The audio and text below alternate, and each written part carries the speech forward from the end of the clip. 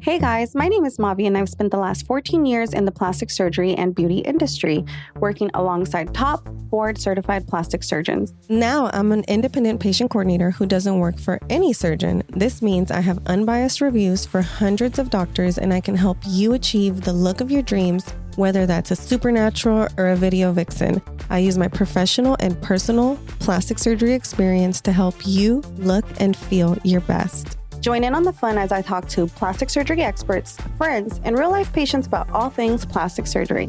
Should be fun. Hey guys, do I have the show for you today? You are not going to believe who I have on the show today. Have you ever heard of the Olivia Pope of plastic surgery? If you haven't, you are going to hear it today. I have Airrea from Dr. Steinberg's plastic surgery office. And hi, Airrea. Hi guys. Airrea is a longtime experienced patient coordinator, and you guys are going to, after you hear this episode, you're going to understand why she's the Olivia Pope of plastic surgery. And we're going to get so much good, juicy details today. I can't wait. All the good stuff. All the good stuff. Thank you so much for coming on, Airrea. Give me a catch me up on your life. Thank you. Oh my gosh. Thank you so much. I absolutely love your podcast. I am so proud of you, first of all, because this is beautiful. The information that you're putting out, the interviews that you're doing is so helpful. And I love it. I mean, as a patient coordinator, I love my patients to have all the resources that they need prior to surgery. And I thank you for that, girl. Thank you. I try my best. Let me tell my girls, my audience, they're my girls. Let me tell my girls, me and Airrea go way back. We've known each other for a very long time, and we've been in the industry and we've seen a lot. So there's a lot of cool things and a lot of shady things that we're going to be talking about today. Palm tree shady, honey. So today's episode is going to be about how to review the reviews when you're looking for a plastic surgeon. And there's just so much information. There's just so many different avenues that you can go explore when you're looking for your plastic surgeon. And as we know, not everything looks like how it is. So I really want to go into a lot of the details of how do you even research a doctor. So Airrea, you have so much experience, not just with board certified plastic surgeons, but in the residence clinic. Exactly. So you have a lot of jewels to give us. So tell us everything. I call them my baby doctors, but from the fellows and residency, but being amongst so many great surgeons from the start of their careers to those who are like mid in their careers and those who are like the big names, you know what I'm saying? That, you know, when you mention their name, you know their stats automatically. So seeing from that big spectrum of different type of surgeons and how patients respond to them, how they respond to patients, it's very insightful. And it really helps me to be able to navigate with my patients, how they should look into their surgeons, what they're looking for. Price is not always the big thing. And that's the thing that we have to kind of understand. It's kind of like when you go somewhere like to a restaurant, you get what you pay for. You know what I'm saying? You don't know what's coming out. You read the menu, you read the description of what it is. You may be able to go on Yelp and get a picture of it, but you don't know until you get it and you get what you pay for. Same thing with our surgeons. And reviews are crucial. They are big. And as we dive into that, I've got a few things to say about reviews, Mavi. So, you know, I get to talk to a lot of ladies on the phone. We get to talk. And I had a conversation last week that really triggered me because it was a patient who had a disastrous fat grafting experience with the surgeon. And she was like, I feel so dumb because she's like, I really thought I did my research. She's like, I went on his Facebook group and I was reading all the reviews and I was seeing other comments from other girls. So it turns out that after her surgery and once she's starting to raise concerns like, hey, my results don't look like everybody else's. What's going on? Like this and that. Her comments were being deleted. They weren't even allowed on this page. And so while digging, she's like, oh, then I found out that that surgeon's page is being run by his wife. So they're deleting all of the negative comments and all of the negative reviews, and they don't really let bad mouthing happen. And she's like, and that's where I went to find all of my information. And I got so tricked. She's like, I got tricked. I thought there wasn't anybody that was unhappy. And I was just fooled by this group. And it really triggered me to, man, what can we do to help these girls? I say, the deleting of the reviews, all of that, at the end of the day, when you go in to your consultation, there's a couple of things to take note of. One is the staff, your PCC, your patient care coordinator or patient coordinator or sales consultant, whatever they may be called in that role. Because a lot of times they take the attitude of the doctor. I know that I take the attitude of my doctor. So with me, my doctor is very hands-on. When we get questions, I do talk to my patients about the possibilities of things happening, because things do happen in surgery. You can't always predict what's going to happen, but how you handle it, how you address it to the patient beforehand so that we can know what to expect is very crucial. If you go to a consultation and you've looked at the reviews and everything is perfect, you go into the consultation and your surgeon is like, everything's perfect, I'm going to do this. Coordinator's like, yeah, it's going to be great. But we don't talk about revisions. We don't talk about wound care, wound breakdown, things like that. Those are very important to understand before you have surgery. And taking those type of reviews off of your page and things like that, to me, that's the biggest false advertisement ever. Biggest false advertisement ever. And I can't respect you for doing that. I know. And I can't give you my money. It made me feel so furious. I was like, what do you mean? It's not like, and also it's not like I didn't know, right? It's not like I didn't know that some offices and some surgeons, their office runs their Facebook group, but there's a lot of there's a lot of surgeons that it's not even them. It's not even them. It's somebody else running it. It's an outside entity, a third party, if you will, who has been sourced for those type of things. And so you have to watch out for that. When you look at reviews, I don't look at just the reviews that say, oh, Dr. So-and-so is amazing. I need a little bit more meat to that. I need to know, Dr. So-and-so is amazing. I met with his coordinator and she explained this to me. And then all my questions were answered. Like, look for those reviews with the meat in it, not just, I love my results. Okay, well, what were your results? What did you have? What happened? What did you have?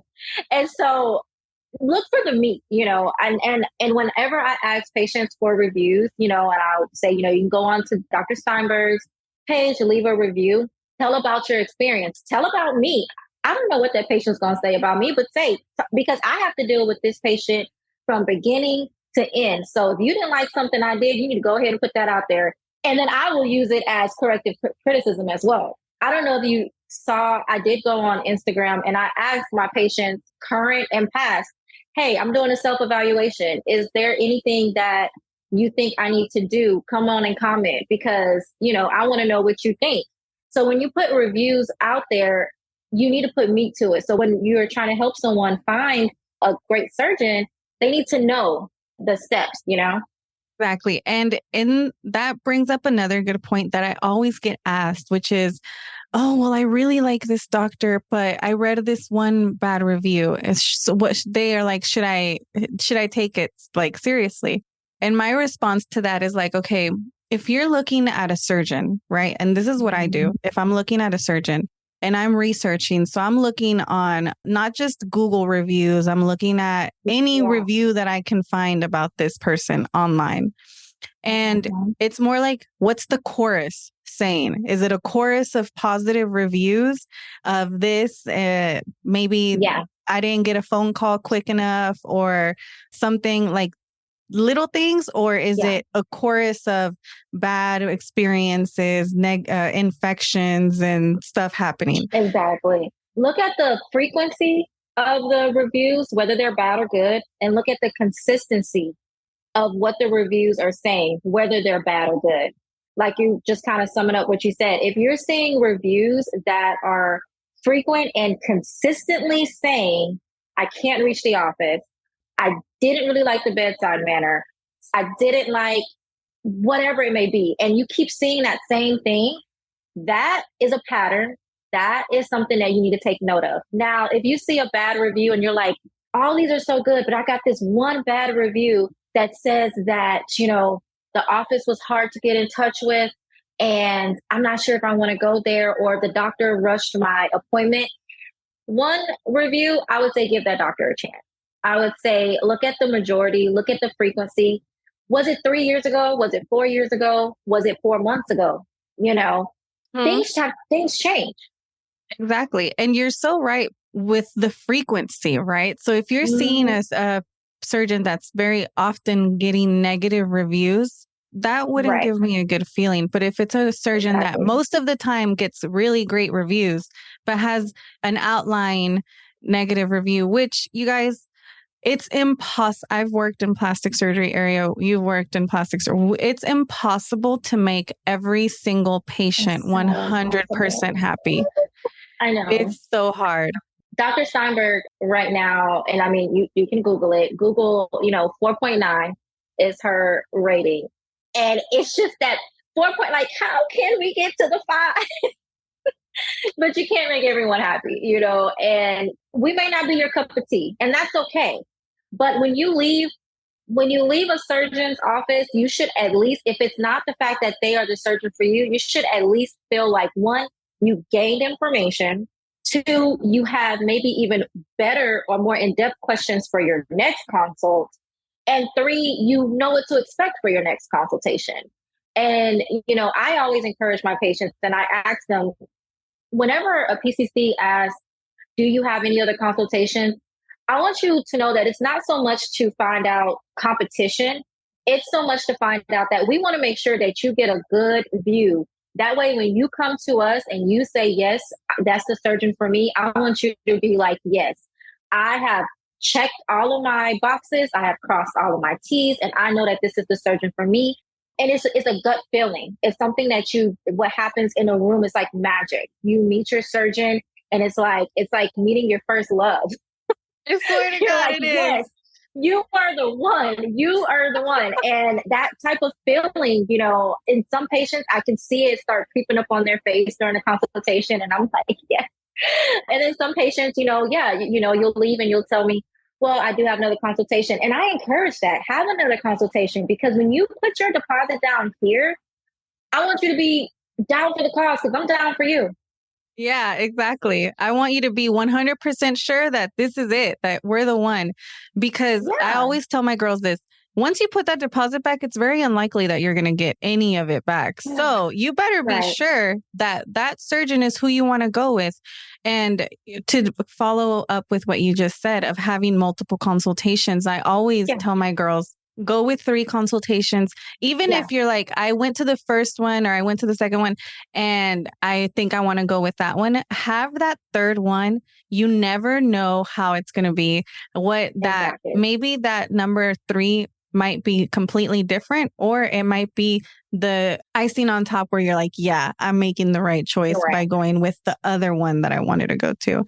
Exactly. It may be confirmation. That appointment may confirm, you know what? Yes, I want to go to that previous surgeon. And that's okay.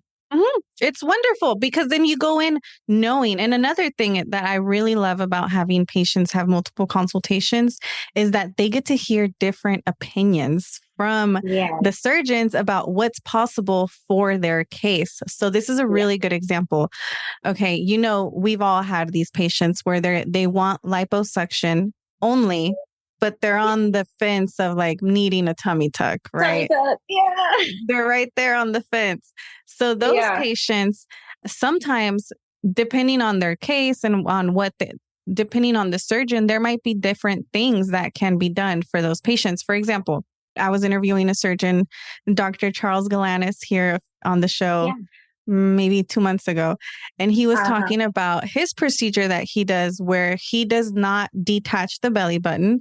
He opens for the tummy tuck and does skin tightening above the belly button, and then does a mini tummy, like a mini tuck, like just removing the excess skin, but still getting all of that up there with skin At the tightening. top.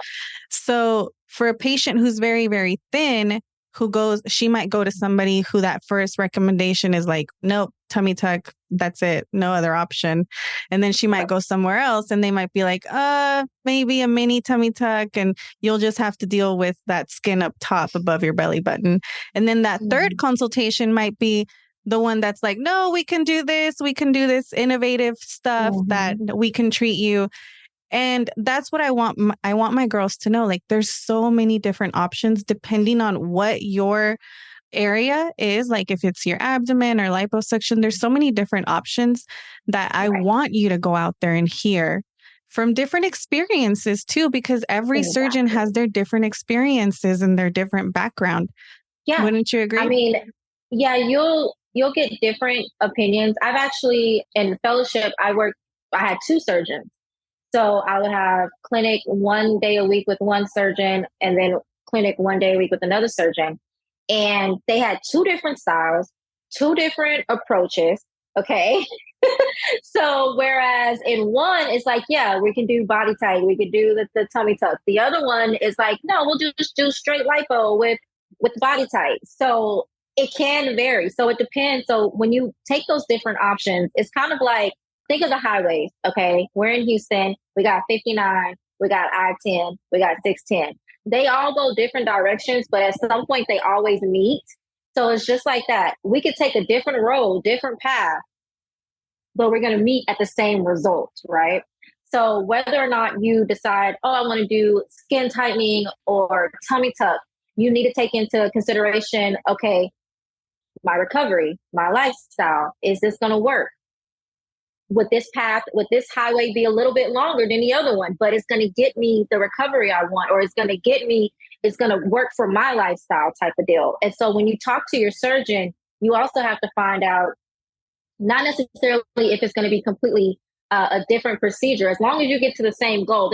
The cosmetic world is changing every day. The aesthetic world is changing every day. There's a new machine dropping out like gas stations, okay? Coming out on every corner. I can't keep up with the new machine. But they all do the same thing. It's like Pepsi and Coke. They're both cola. So you have to see what is going to work for what your lifestyle is. Okay, Airrea. So this is where the Olivia Pope is going to come in. So there's something that we've never really talked about. And this is why I love having this show, because we get to talk about stuff that I know my girls who are listening right now would not get to hear or even know. So let's talk about Real Self. Mm-hmm. Let's talk about Real Self. So Real Self is one of those websites where people go to search for reviews, and it is a really good source for reviews when you're looking for a surgeon. You can really get some information. However, there is something that maybe people don't know about Real Self, which is the surgeons that sign up for it have different options for packages that they can pay for.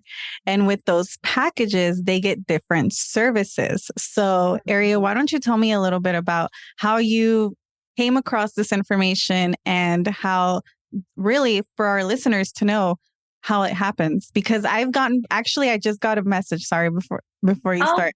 I just got a message to my DMs yesterday, and it was a patient who was literally showing me screenshots of like her putting up a bad review on Real Self and it not being there 10 minutes later. Yeah. So remember I said those third-party outsourced people? Well, Real Self is one of those. It is, I will say, preface it like you did, a very good resource, a very good place for you to go to get information on procedures. I know a few doctors that I've worked with that actually answer their own questions. So that's a very good thing. Or their staff, their PC or medical assistant will do that. But so I received like a sales call type of deal about Real Self. And I was like, oh, okay, because I've heard Real Self and I've been on it. And I'm like, yeah, I want my doctor to go and, have the best. But going back to what you said of looking at multiple resources for reviews, there are certain offers that they do offer surgeons to have packages that they pay for where, you know, we can get rid of negative reviews. So that way your profile looks better. It's more Doesn't have seamless negative for the reviews. patient. Yeah. It doesn't have negative reviews. If that surgeon so opts to do that, then it's kind of like what you were saying about that office previously, where like the wife was going on there deleting reviews. So it's the same kind of thing. So when you look at reviews, Real Self is great. Google is great. All of that, health grades. Just look at multiple resources. Things that are available on one website may not be on another website. So you want to do a full scope. We have too much technology now in our hands that we should not be researching our surgeons. We should. We have too much access. So don't just take one source as like, this is gold, you know. Real Self is not gold. It's not the standard, unfortunately. It is a resource, but they do have their ways of marketing, making it profitable and beneficial for the surgeon. Because why should the surgeon sign up there? What am I going to give the surgeon to want them to sign up there? They can get reviews on Google. They can get reviews on their website. So why are you different? Why am I signing up? And if you think about it, on Google, there's no way you can get rid of a review. There's a negative review and it's there. You can see it. She has one bad review on Google and it drives me nuts. I know exactly what happened, all of that, but it's still there. Can't do nothing about it. No, and that's so good for the patient, right? You know? Yeah, you get to hear the good, the bad, and the ugly. You do. I want you to know, you know, the full scope. So yeah, you know, on Google, there's no way. Trust me, I've looked, okay? Because I don't like it. She's like, I tried. No, I know. I've known for years that like you cannot. It takes like 30 positive reviews to negate one negative review. So just so y'all know, it takes like 30 plus positive reviews to really negate that one negative review. So for me, Google is a really good resource for when you're reviewing surgeons or you're looking for a surgeon. Something that I always tell my girls that I'm like, this should just be common sense, but I guess let me tell you guys, if you search the surgeon's name and at the bottom it says like under related searches, you know how at the bottom it has like other people search this. If it's like Dr. Blank number of deaths, how many deaths does Dr. Blank have? Like those types of questions. And if why are they asking these questions? Why are y'all asking this? That's the first thing. Why are they asking these questions? Exactly. That's what you have to ask.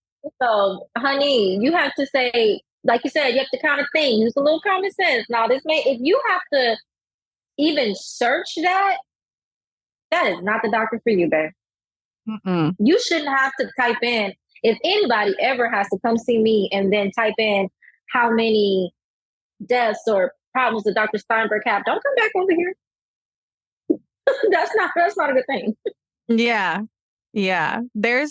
You'd be surprised. So I actually had this phone call is stuck in my memory and it's always going to be stuck in my memory because it shook me. Like I was like, what? So it was a patient, right? And she was like, hey, we had just seen her for a consult and we were going back and forth and she wanted to book her surgery. So I was talking to her and she was like, well, I just got my quote from my other surgeon and I'll want to go with you guys. But if you include the blood transfusion too. And I was like, the blood transfusion? What? Like we're doing a tummy tuck. What blood transfusion are you talking about? And she was like, well, at this clinic in Miami, they're going to do my surgery and they included the blood transfusion. Now, it's not Cell Saver. I was like, Cell Saver? Are you talking about Cell Saver? It wasn't Cell Saver. It was literally a blood transfusion after surgery. And I was like, well, there's no reason why you would need a blood transfusion. If there was a blood transfusion is a complication, like one of those that we don't really see that around here. Well, I don't know why it would be included in the quote for you to have a blood transfusion. Red flag. Red flag. It shook me. So then I was like, who's the doctor? I was sitting at my desk at work and I was like, who's the doctor? Tell me their name. I just want to Google them. And I Googled their name. And at the bottom, it said how many, like what I just said, deaths, how many deaths has this surgeon had? Like, and he literally had like 5 deaths or something like that under his belt. Oh, no. And I was just like, whoa, hold on. We might not be the right surgeon for you, but I don't think that's the right surgeon for you either. Right. Really do your research before you choose. And it felt sad for me because I knew that the patient wasn't really that educated about everything that was happening. And for the office to tell them that and for them to just be like, okay, I guess that's how it is. I guess I just need a blood transfusion after surgery. And it's just like, no, you don't. No, you shouldn't be having a blood transfusion. That's not normal. That is not the standard. That's not normal. Oh my gosh. Right? No, we're not doing open heart surgery. Well, it's like a blood transfusion, girl. Oh How much blood are you going to be losing during your surgery that they're already planning ahead? So then I like went down the rabbit hole and it was like a high volume liposuction clinic. And they did their liposuction BBL was $3,500. And if the patient's like hemoglobin levels are low, and in that instance, that's a red flag because they should definitely have restrictions that keep the patient safe and also keep, them safe as well as surgeons. That's where you get into things like BMI cutoffs, stuff like that. And there are very valid and great reasons why there are cutoffs so that we do not put you at risk. We do not put your life at risk. That's not the goal for elective surgery. It's elective. You don't have to have it, but if we're going to do it, we're going to make sure that you're safe from beginning to end. And that should be the standard across the board. This is not something that you have to have. You don't want to risk complications, long-term issues for something you don't have to have. So those surgeons should educate their patients on that. And I say all the time, Dr. Steinberg is the worst salesperson because she'll scare you out of surgery. I love Dr. Steinberg. She's so funny. She'll scare you out of surgery real quick. But I will say you will leave here informed. Educated, making an informed decision, which is honestly, the basis of my show. I want to help you guys make informed decisions before you sign, put your deposit down, lay down on a table and just say, cut me open. Like, let's think about it first. Hold on. Let's do some research. Let me offer you some water first. Let's talk. How are you? Let's make sure you know what this is going to be. Exactly. Yeah. I mean, I say all the time, like my kind of slogan is like, Beyonce said, let's get information, but she meant let's get information. Come on, ladies, let's get information. Oh, I love that. I love that. I mean, seriously, that's what it is. Get information. I really love that. Get information because you need to make informed decisions. And I feel like we say it all the time and I say it all the time. And I really hope whoever with my girls listening, when y'all are listening to this, I hope you really understand what I mean. And what I mean is I do not want you to end up in the wrong hands. So with that, I want to lead into Airrea. I want to see what have you been seeing, or I just want to know your immediate reaction to the cosmetic surgeons in the city or in the industry. What have you been seeing? Because our girls listening, they don't get to hear this type of conversation of what we're seeing coming into the office. And these are the conversations that I want to share with them. The girl talk the conversations that you and I would have privately where we know what's going on, but our girls don't. They don't know what's happening out there. Let's talk revision. And I say revisions because I do have a lot of consultations from patients who have had a previous surgery. And this type of patient is emotional because they've had a surgery they didn't get the results that they were expecting, or they feel like they wasted their money, or they feel like they've been just disowned by their surgeon because they have an issue. So then they have to go and seek another surgeon to fix it. So I've seen a lot of issues with revision, meaning that, circling back, when you have your consultation, bring up, what is your policy on revision? What is the time limit? How do you feel about revisions? Responsible for feel? it, for Right. paying for revisions. Exactly. Because if a surgeon tells you that they never had an issue, that's a red flag. Surgeons are human. They have issues.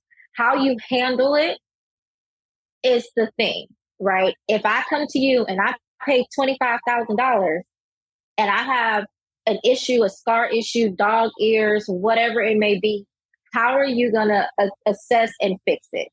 Are you going to be there for me? Are you going to get me in? Are you going to push me off to the side and then I got to go to somebody else? That's what I'm fortunately seeing a lot of, is that patients are coming to see us for revisions on breast surgeries, on tummy tucks. And it's mainly because they didn't get the information from their surgeon beforehand about how they would handle an issue. And not even an issue. It's they may not see it as an issue, but you see it as an issue, right? So how are they going to handle that? They may say, oh, I did perfect work. But you're living in this body. You paid $25,000, $15,000 for this body. And you don't like this scar. You don't like how uneven it is, or whatever it may be. There's some dog ears hanging off over here. Can we go ahead and excise that? How are we going to go about that?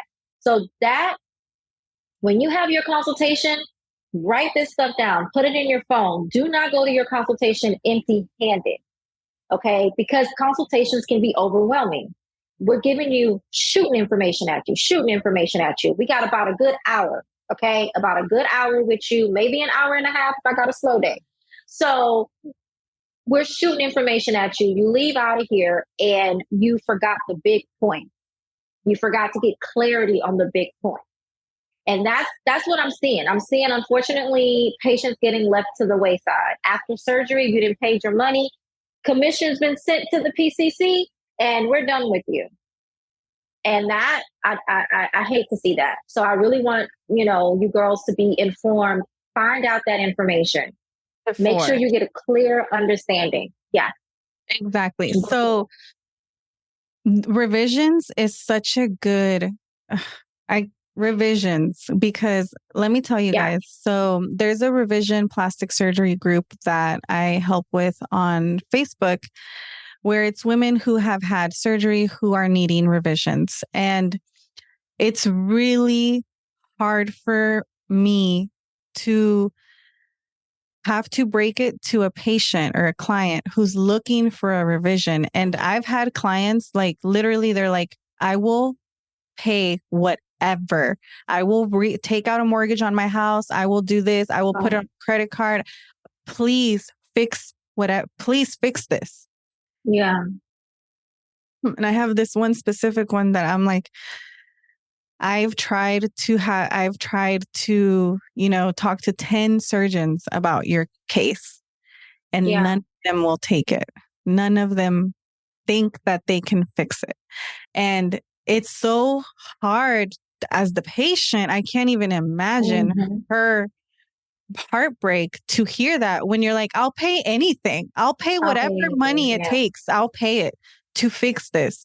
And to hear on the other end, we can't fix it. Like, I'm getting goosebumps, because I'm just like, and on the surgeon's side, they're like, I don't want to operate if I can't fix it. I don't want to operate and, go through recovery, go through all of this if I can't fix it. And actually, this specific case, let me tell my listeners, let me tell my girls, this specific girl that I'm thinking about, she was somebody who went to the DR and had very aggressive liposuction. And she ended up with just contour deformities all around her torso, just all around. And they left her there's no fat to be grafted, to kind of put it all back. There's no way to fix it. And my heart breaks for her. And I'm sure she's heartbroken too, because she flew from a different country to the DR for this surgery. And it wasn't even the US. Like, I think she flew from Africa to the DR to have this surgery. And they just completely did a terrible job. So those are the realities of you guys, it's serious when you're picking your surgeon and where you're doing all of this and it's your first surgery. Like, it's serious because it has to be done right. And if there is, if you need a little bit of revision here and there, that's fine. And that's perfectly normal. It happens. But if it's botched to the point where we can't even fix it. Yeah. That's the hard reality, unfortunately, especially with going out of the country. I will say that when you come back in and there's an issue, when you come back to the States, it's going to be very hard to find a plastic surgeon who will take on correcting, fixing, whatever it may be. One, because liability, they didn't do the original surgery. Sometimes we don't get the records from the facility that did the surgery. So, we're going in blind. And that's a huge responsibility and a huge liability for a surgeon to take on, especially, like I said, for something elective. A lot of people kind of get it confused. They're like, well, yeah, somebody's going to help me, the ER, who will definitely assist as far as making sure you don't have infection and things like that. But trying to fix something like that is unfortunately, very hard for someone in the States to take on a case that they didn't perform and that wasn't performed in the States. That just triggered another memory of another client who was a patient who ended up in the ER at one of the hospitals here. And one of the surgeons that I was with was helping that patient because the hospital called him in to help with this patient. Mm-hmm. And she had a hole like this big, from her belly button down to her crotch, from her tummy tuck, just completely falling apart. And she was 4 months out from it. And it was still like this big. It was huge. And I remember seeing her in the office before we were having to deal with insurance and trying to figure out how is this going to get covered because she needs real major surgery. And I remember talking to her in the office and getting to know her a little bit. And she was like, I went with my friend. We went to Monterey. We had surgery. She said, I came back and my incision started to open. And she said, the first time I went to one ER and they gave me one medicine and that was it. They told me to go home. And then I went a month later to another one because it wasn't closing. And she's like, and now we're here 4 months post-op, 4 months. And she still has this huge wound in her abdomen. And those are the realities of stuff that can happen when you're traveling for surgery and you come back to the US and you might not have somebody to take care of you. And this is not something just here in Texas where in Texas, no, this is across the country. I've talked to women in New York. I've talked to women in California that have told me the same thing, where they've gone out of the country for surgery and they're trying to come back and they're having some sort of complication and they need to find somebody and they can't. Yeah. I've been on the other side of the phone being the person, unfortunately, to tell the caller, the patient, that I'm sorry, we're not going to be able to see you. And that sucks. I mean, it really does. And, you hear what's going on. Of course, you hear the story and it's like, I want to help, but I can't, and so then I have to say that. And then on top of that, I don't even have anyone to refer them to, which is even harder. These are just things to think about. And if you do decide that you want to go out of the state to have surgery, I'm not saying that that's the worst decision to make. Maybe make a better plan for your post-operative time. Maybe not fly back home the next day. Oh my God. Maybe, maybe just say, I'm going to save my money to be able to stay for a week, nearby, to just give you a little bit of time to have access to your surgeon post-operatively. That's a real big thing. Your access to your surgeon post-operatively. The surgery is the easy part. That's easy. It's the post-op that is the hard part, the struggling part, the mental part, even if you don't have any wound breakdown or any issues, it's still taking a toll on you. And you want to be able to have access to your surgeon, at least for some bit of time in that period. So if you go out of the state, you go out of wherever you live, just make a plan to prepare to be in that place nearby to your surgeon for a little bit longer. Okay. And I think that would help some patients if they did that. Don't fly back home the next day. Please Choose do a not get better on a time plane. for surgery. Do not get on a plane after a tummy tuck, immediately after a tummy tuck. Please don't. Please just don't do it. Choose a better time for surgery that can fit your recovery period. Everyone thinks of the surgery day. You need to think of the recovery period. The surgery day is going to be a blink of an eye. You're going to go to sleep, wake up, done. What happens in those weeks following is the most important part. Absolutely. And you know what? I think it's really important that first 2 weeks is usually when you see if anything is going to go wrong, it's going to start happening in those first 2 weeks. And that's why it's crucial for you to see your surgeon, because you as a patient, you don't know what you're looking at when you're opening your faja and you don't know what you're looking at. Your surgeon can look at you in the same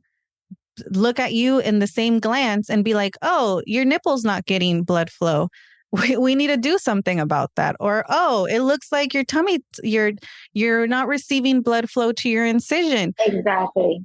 Because they're trained, they're looking for something completely different than what you think. They're not just looking to see, oh, it looks good.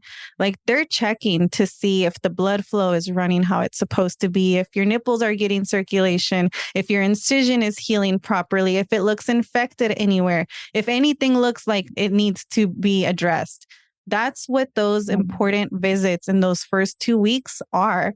They're checking to make sure you're healing properly. They're checking to make sure that there's no infections. They're checking to make sure you don't have any wound openings.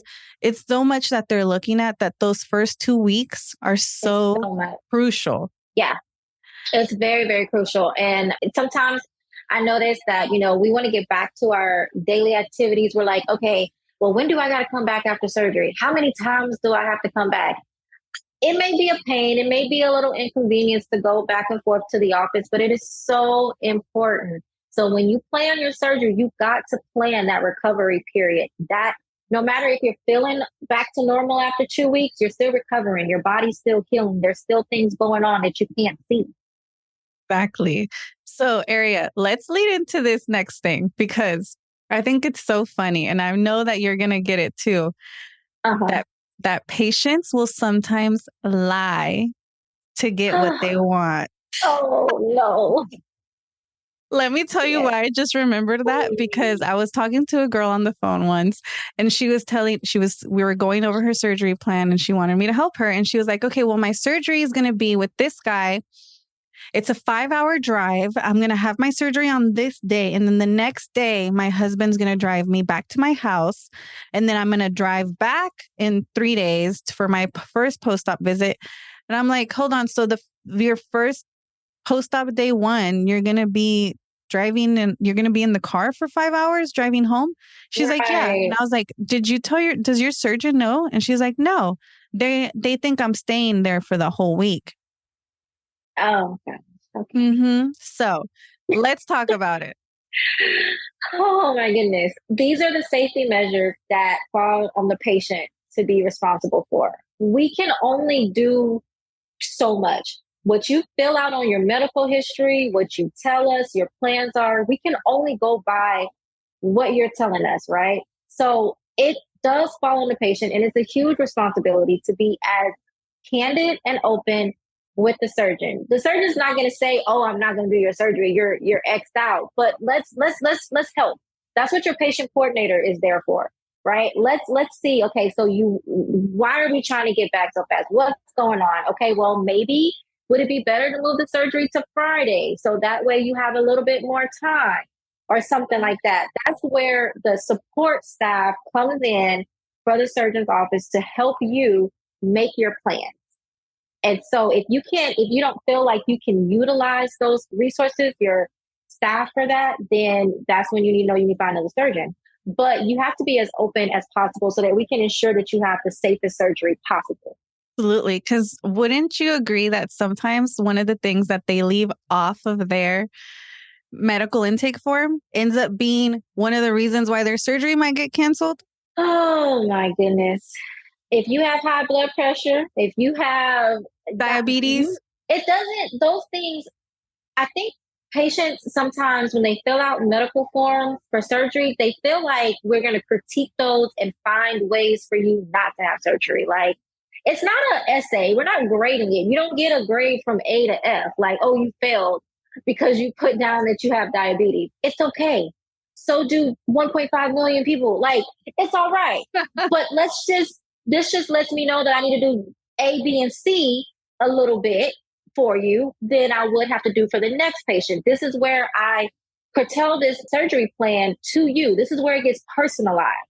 This is where it gets customized for you. So, okay, you have diabetes. All right, so we're going to take these type of precautions. You have high blood pressure. We're going to take these type of precautions.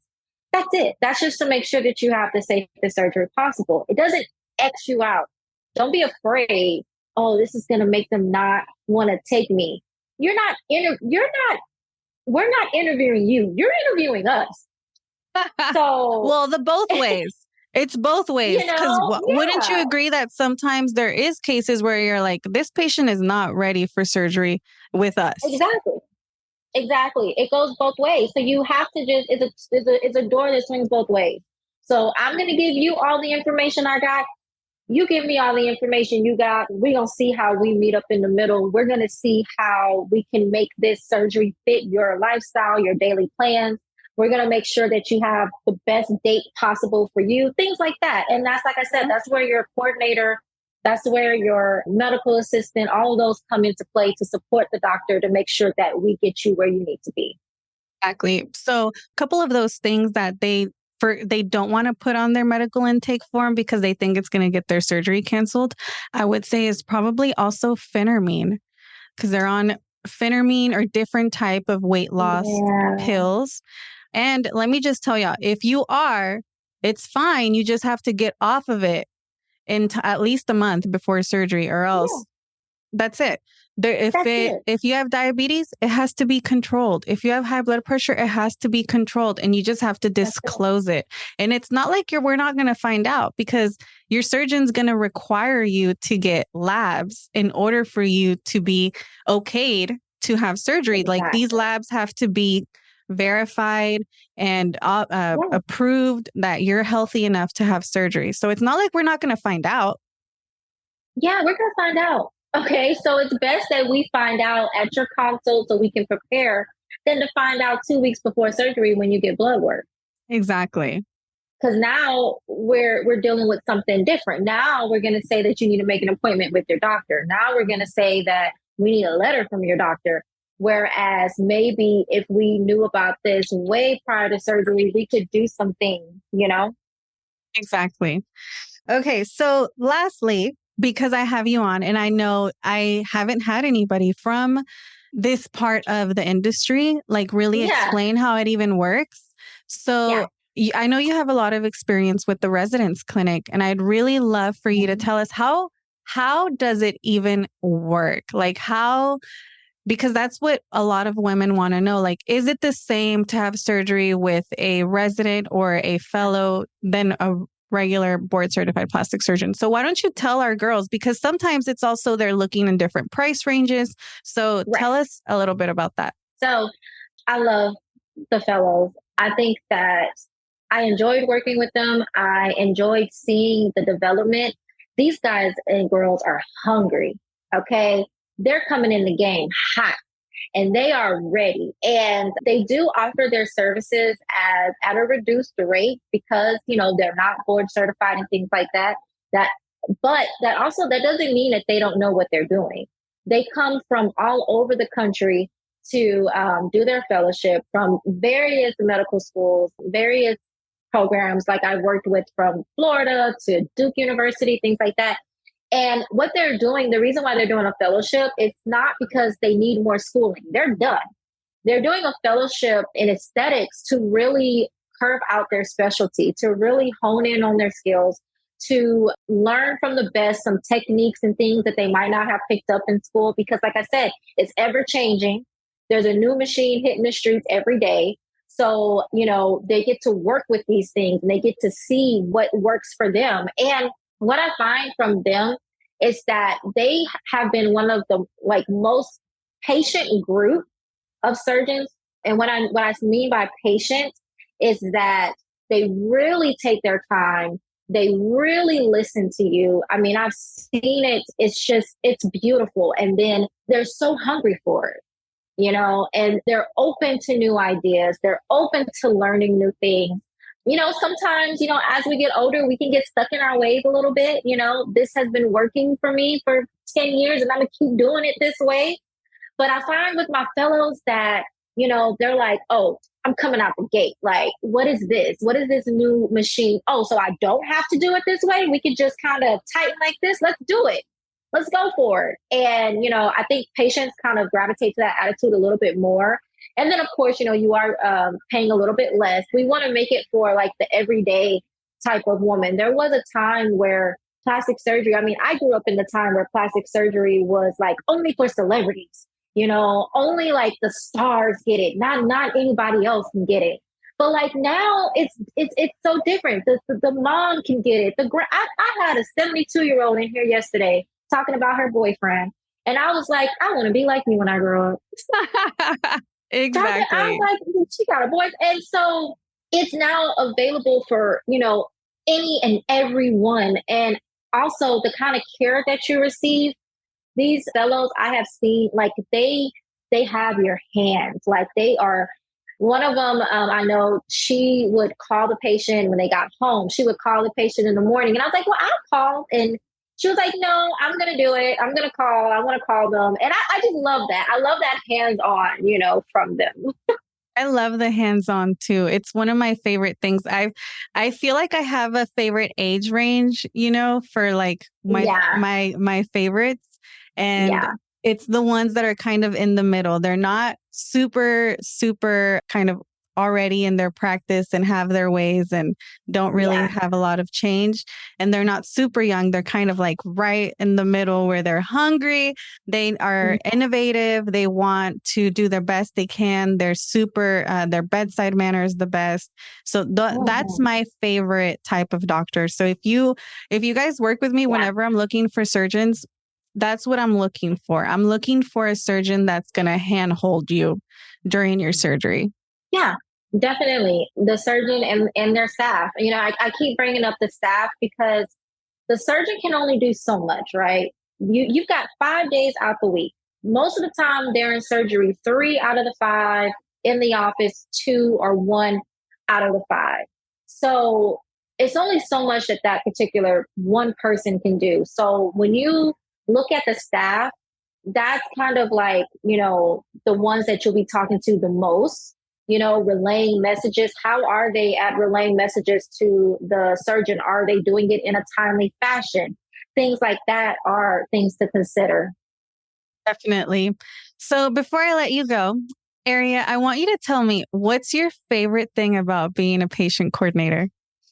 Oh, I love the patient interaction. I love when patients come in and they're nervous and I get to make them feel welcome. I think in my past life, I probably was some type of club owner that gave everybody all the free drinks and stuff. And I made them feel like at home because that's what I like to do. You want some water? Let's kick back because you got to get undressed in front of me. You got to do all this stuff. And I want you to know that I'm a woman. I have insecurities as well. Look, we're in this room together. It's me and you. Doctor will be in shortly. come on, let's talk about it. What's going on? I want you to feel comfortable. And whenever I can see that relief on the patient, that is like so satisfying. And like, that's what makes my job awesome, is that I can see that deep breath come through, and it's like butter, baby. I love it. I love it. You know what my favorite part of being a patient coordinator or coordinating for patients is that patient interaction. When I was leaving, so when I quit my job in the pandemic, and I was like, I'm gonna go off and do my own thing. Yeah. And I was thinking, how can I still do what I loved? Because I felt so empty. I was like, I tried something different and it wasn't for me. And I was like, no, like, I love talking to my girls. Like, I love interacting with them. And my favorite thing about it was watching them transform from like shy and kind of like not really wanting to show you to when they come in and their hair's done and they got makeup on and they're wearing a sundress and they're in heels. Yeah. And that watching that just made me so happy. And I was like, how can I still do that, but not be in an office all day? Because I wanted to be with my kids and not just do it for one specific surgeon. Like, I want to be able to help any woman anywhere. And that's how I came up with the podcast. And this is exactly what it was. It's the patient interaction, that feeling of community, that feeling of like, hey, like, I got you. You're going to be good. We got this. Yeah. Yeah. I love it. I love that. I love the transformation. It's so beautiful. And it does make it all worth it. It really does. So if you had one tip to give our listeners on their plastic surgery journey, what would it be? Maximize your consultations. Maximize them. I mean, milk that consultation. Get all the information. Try on all the sizes for implant. Bring your questions. I mean, treat your consultation like you're like prep for it. Really, really prep for it, because it's about you. And we can only feed off of you and what you are, it's more geared towards what you're asking, what you're looking for.